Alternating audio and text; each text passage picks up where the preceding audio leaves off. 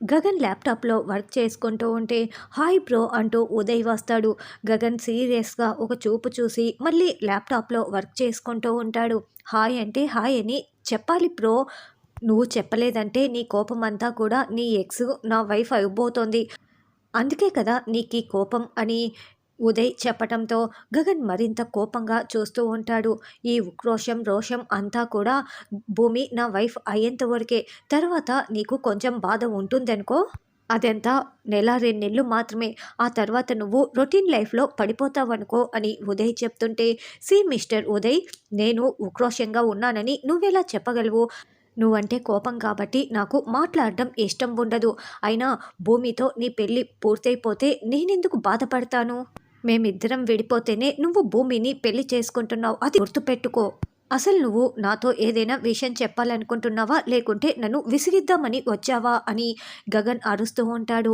Cool cool cool bro. ఈరోజు నైట్‌కి మా పెళ్లి బ్యాచిలర్స్ పార్టీ ఉంది. నిన్ను కూడా రమ్మని ఇన్వైట్ చేయటానికి వచ్చాను అని నువ్వు ఏంటేంటో ఊహించుకోకు అని ఉదయ్ చెప్తాడు. ఏంటి ఈరోజు నైట్ బ్యాచిలర్స్ పార్టీనా? దానికి భూమి వస్తుందా అని గగన్ అడగటంతో, మా పెళ్లి బ్యాచిలర్స్ పార్టీ అని చెప్తుంటే భూమి రాకుండా ఎలా ఉంటుంది బ్రో అని ఉదయ్ అంటాడు. చూడు, భూమి వచ్చినా భూమండలమే కదిలి వచ్చినా నేనైతే ఆ బ్యాచిలర్స్ పార్టీకి రాను కాక రాను. అయినా నీకు ఇంకొక విషయం చెప్తున్నా, భూమికి అలాంటి పార్టీలంటే అసలు ఇష్టం ఉండదు. కాబట్టి తప్పకుండా తను రాదు. నువ్వు ఏదేదో ఊహించుకొని తను వస్తుందని కన్ఫర్మ్ చేసుకోకు అని గగన్ చెప్తాడు. బ్రో, ఆగు బ్రో. భూమి ఇప్పుడిప్పుడే నాతో కనెక్ట్ అవుతుంది. నేను ఇలా పార్టీ అంటే ఇలా బయలుదేరి వస్తుంది. నీకు ఇప్పుడే కన్ఫర్మ్ చేసి చెప్తాను ఆగు అంటూ ఉదయ్ పక్కకు వస్తాడు. అటుగా వెళ్తున్న భూమి దగ్గరికి వచ్చి, భూమి మనం నైటు బ్యాచిలర్స్ పార్టీ ఇస్తున్నాం అని చెప్పటంతో, మనమేంటి మనం అలాంటి పార్టీలు ఏవైనా ఉంటే మీరిచ్చుకోండి. నాకు ఎలాంటి సంబంధం లేదు. ఆ తాగుడు అంటే నాకు చాలా అసహ్యం. నేను మాత్రం పార్టీకి రాను. నాకు ఎలాంటి సంబంధం లేదు అని భూమి అంటుంది. అది కాదు భూమి అని ఉదయ్ చెప్తున్నా కూడా, చెప్పాను కదా ఇంకేమైనా మాట్లాడాలా అని భూమి అనడంతో, నువ్వు ఇలా అంటే నేను ఇంకేం మాట్లాడను అని ఉదయ్ అంటాడు. దాంతో భూమి వెళ్ళిపోతుంది. భూమి వెళ్ళగానే గగన్ ఉదయ్ దగ్గరికి రాగానే ఇక ఉదయ్ బాగా రెచ్చిపోతూ, భూమి పార్టీకి రాదని చెప్పావు కదా బ్రో, భూమి వస్తానని చెప్పింది, దట్ ఈజ్ ఉదయ్ అంటూ కాలర్ ఎగరవేసుకొని వెళ్తూ ఉంటే గగన్ షాకింగ్గా వింటూ ఉంటాడు. శారద కూరగాయలు కట్ చేసుకుంటూ ఉంటే చెర్రీ దొంగ పిల్లిలాగా శారద చూడకుండా వెళ్తూ ఉంటాడు. అయితే శారద చూసేసి, చెర్రీ నక్షత్ర ఎక్కడా అని అడగటంతో, అంటే పెళ్లి చేసుకున్నా కూడా నక్షత్ర నాతో కలిసి రాసులే పెద్దమ్మ అని చెర్రీ అంటాడు. అంటే నువ్వు చెప్పకుండా తాళి కట్టావు కదా, కలిసిపోవటానికి కాస్త సమయం పడుతుందిలే అని శారద అంటుంది. ఇంతకీ అన్నయ్య ఎక్కడా అని చెర్రీ అడగటంతో, ఏంటి ఏం మాట్లాడాలి చెప్తావా లేదా అని పూరి అక్కడికి వస్తుంది. అయినా నీకెందుకే, నేను అన్నయ్య మాట్లాడుకుంటాం, అక్కవి అక్కలా ఉండు అని చెర్రీ అంటే, అయితే చెప్పవన్నమాట అని పూరి అంటుంది. అవును, చెప్పను కాక చెప్పను, మేము ఏవైనా ఉంటే 1,00,000 ఉంటాయి, అన్నయ్యతోనే మాట్లాడుకుంటా అని చెర్రీ వెళ్తూ ఉంటే, ఏ చెర్రీ చెర్రీ ఆగు అని శారద అంటుంది. నువ్వు ఆగమ్మా, వెతికి వెతికి వెనక్కి తిరిగి వస్తారులే అని పూరి చెప్తుంది. అదేంటి అన్నయ్య గదిలో లేడే? ఇదే సరైన సమయం, భూమికి ఆ టెడ్డీ బేర్ బొమ్మ ఇవ్వాలి కదా అని మొత్తం వెతుకుతూ ఉంటాడు. ఇక ఎక్కడా కనిపించట్లేదే, ఇదిగో ఇక్కడ ఒక కప్బోర్డ్ ఉంది, ఇందులో వెతికి చూద్దాం అని ఓపెన్ చేయగానే అక్కడ టెడ్డీ బేర్ ఉంటుంది.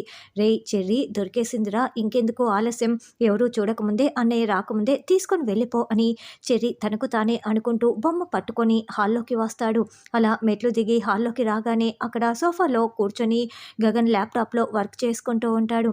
అయ్యయ్యో అన్నయ్య ఇక్కడే ఉన్నాడే, ఇప్పుడు ఈ టెడ్డీ బేర్ చూసేస్తే ఇంకేమైనా ఉందా అని చెర్రీ టెన్షన్ పడుతూ ఉంటాడు. చెర్రీ బొమ్మని వెనకాల దాచిపెట్టుకొని వెళ్తూ ఉంటే, రే చెర్రీ అని గగన్ అంటాడు. అనయ్య అనయ్య అని చెర్రీ ఆగిపోతాడు. ఏంట్రా ఏదో మాట్లాడాలని వచ్చినట్లున్నావు అని గగన్ అంటుంటే, అవునన్నయ్య అంటూ పూరి అక్కడికి వస్తుంది. మరి వెళ్ళిపోతున్నావు ఏంట్రా అని, ఏంటి దాచిపెట్టుకుంటున్నావు, ఏంటో చూపిస్తావా లేదా అని గగన్ నిలదీస్తూ ఉంటాడు. అన్నయ్య ఈ బొమ్మ చాలా బాగా నాకు నచ్చిందన్నయ్య, నేను తీసుకువెళ్తానన్నయ్య అని చెర్రీ అనడంతో, నీకు బాగా నచ్చిందా, నీకోసమే అయితే నేను తప్పకుండా ఇస్తాను, కానీ భూమి ఈ బొమ్మ కోసం వచ్చింది కదా, నువ్వు కూడా నాతో అబద్ధాలు చెప్తున్నావా అని గగన్ అంటే, అంటే అన్నయ్య భూమిని నేనే ఇక్కడికి పంపించాను అని చెర్రీ అంటాడు. రే నువ్వు అబద్ధాలు చెప్తున్నావు కదా, అయినా ఈ బొమ్మ మామూలుదైతే నేను ఎప్పుడో ఇచ్చేసేవాడిని, కానీ ఇది ఒక జ్ఞాపకం, చిన్నప్పుడు ఇలాంటి టెడ్డీ బేర్ బొమ్మలోనే ఒక పాప పడుకొని ఉంది. ఇప్పుడు ఈ బొమ్మను చూస్తే నాకు ఆ జ్ఞాపకాలే అన్నీ గుర్తుకు వస్తున్నాయి. కానీ నువ్వు అడిగావు కదా! నీకు కావాలంటున్నావు తీసుకెళ్ళు. నువ్వు ఈ ఇంట్లో ఎప్పుడు ఏం కావాలన్నా దొరలా తీసుకువెళ్ళిపోవచ్చు. నా ప్రాణంతో సహా అని గగన్ అంటాడు. సారీ అన్నయ్య ఇదిగో బొమ్మ అని చెర్రీ వెనక్కి ఇచ్చేస్తూ ఉంటే, రేయ్ మన మధ్య సారీలెందుకు? కావాలన్నావు కదా తీసుకో అని గగన్ అంటాడు. అవసరం లేదన్నయ్య తీసుకో అంటూ చెర్రీ వెనక్కి ఇచ్చేస్తాడు. రారా తినేసి వెళ్దువు అని గగన్ అంటే, వద్దన్నయ్య నేను వెళ్ళాలని చెర్రీ వెళ్ళిపోతాడు. అలా మళ్ళీ గగన్ బొమ్మను చూసుకుంటూ చాలా సంతోషపడుతూ మురిసిపోతూ ఉంటాడు. తర్వాత ఉదయ్ శరత్చంద్ర కాళ్ళు పట్టుకొని బ్యాచిలర్స్ పార్టీకి భూమిని పంపించమని ప్రోమోలో విధంగా వేడుకుంటాడు. లే అల్లుడు గారు అంతే కదా, మీరింకా డబ్బులు కావాలేమో, కావాల్సినంత ఇచ్చేద్దాం అనుకున్నాను, మీరు భూమిని పంపించమని అడుగుతున్నారు, సరే లేవండి, ఎవరైనా చూస్తే బాగుండదు, అదిగో భూమి కూడా వచ్చేసింది అని శరత్చంద్ర అంటాడు.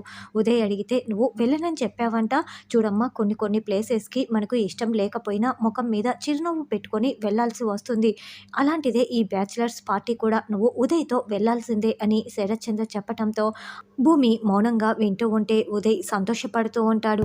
అమ్మా మిమ్మల్ని ఒక మాట అడుగుతాను, మీరేమీ అనుకోరు కదా, అసలు గగన్ బాబు ఎందుకు సాయంత్రం అయితే ఇంటికే వచ్చేస్తాడు, అసలు పార్టీలు పబ్బులు తాగడాలు అట్లాంటివి ఏమీ కూడా చేయరు, మీరు ఇలా చెడగొట్టేశారేంటి అని రత్నం అడగటంతో, ఏయ్ రత్నం ఏంటా మాటలు, నా కొడుకు చాలా మంచివాడు, అలాంటి అలవాట్లు నేనేవి కూడా చేయలేదు, నువ్వు ఇలా మాట్లాడావంటే నాకు చాలా కోపం వస్తుంది, నువ్వు ముందు బయటికి వెళ్ళు, నా కంటి ముందు కనిపించకు కాసేపు అని శారద అంటుంది.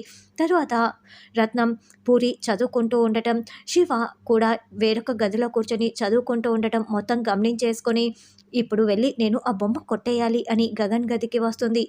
చప్పుడు చేయకుండా గదిలోకి వచ్చి తొంగి చూస్తుంటే అప్పుడే గగన్ స్నానానికి వెళ్తూ ఉంటాడు. ఇదే సరైన సమయం అని ఒక గోనె సంచి తీసుకువచ్చి టెడ్డీ బేర్ని ఆ సంచిలో పెట్టుకొని పైనన్ని చీరలు పెట్టుకుంటుంది. మెల్లగా మూట పట్టుకొని బయటికి వచ్చేస్తుంది. ఏయ్ ఆగు అంటూ పూరి అరుస్తూ అక్కడికి వస్తుంది. ఏంటి ఏం పట్టుకు వెళ్తున్నావు ఆ సంచిలో అని అడగటంతో, అంటే నా బ్యాగు చిరిగిపోయింది, అందుకే చీరలన్నీ దీంట్లో పెట్టుకొని తీసుకువెళ్తున్నాను అని రత్నం చెప్పడంతో, లేదు లేదు నువ్వేదో పట్టుకు వెళ్తున్నావు అని పూరి అంటుంది. అంటే నన్నే అనుమానిస్తున్నారా, అంత డౌటా అని రత్నం అంటుంది. అమ్మ శివ త్వరగా రండి అని పూరి కేకలు పెడుతుంది. చూడు తనేదో తీసుకువెళ్తోంది అని పూరి అనడంతో, ఏముంది అందులో చూపిస్తావా లేదా అని శారద నిలదీస్తూ ఉంటుంది.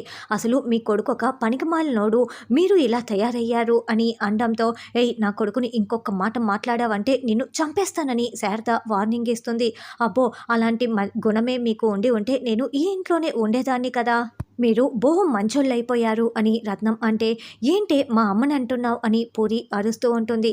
మీ అమ్మనేంటి నిన్ను కూడా అంటాను, ఈ కాలంలో అమ్మాయిలు ఎప్పుడు అందరితో చాటింగులు చేసుకుంటూ అబ్బాయిలతో షికార్లు తిరుగుతూ ఉంటారు, నువ్వేమో ఎప్పుడు బుక్కులు ముందు వేసుకొని చదువుతూ ఉంటావు అని నేను ఎంతమంది ఇళ్లలో పనిచేశాను, మీలాంటి కుటుంబాన్ని ఎక్కడా చూడలేదు అని రత్నం అంటుంది.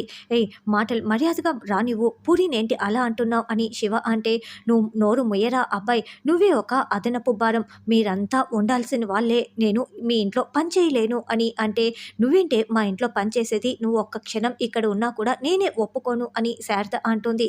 ముందు అందులో ఏమున్నాయో చూపిస్తావా లేదా అని పూరి అడగటంతో, నేనేమైనా మీ కోట్ల డబ్బులు దోచుకెళ్తున్నాను అనుకుంటున్నారా, చూడండి ఇదిగో పాత చీరలు, ఇదిగో ఈ బొమ్మనే మీరు ఇచ్చారు కదా అని చిన్న బొమ్మని చూపిస్తుంది. ఆ లోపల ఇంకా ఏముందో చూపించు అని పూరి అడుగుతూ ఉంటే, ఆగు పూరి నువ్వు అలాంటి దాని వస్తువులు ముట్టుకోకు, బహుశా అయితే మన 4 చీరలు నీ డ్రెస్సులు ఎత్తుకెళ్తుంది, అంతే కదా వెళ్ళనివ్వు అని శారద చెప్పడంతో ఇక బయటికి వచ్చేసి వెంటనే అపూర్వకి ఫోన్ చేసి బొమ్మను కొట్టుకొచ్చానని చెప్పేస్తుంది.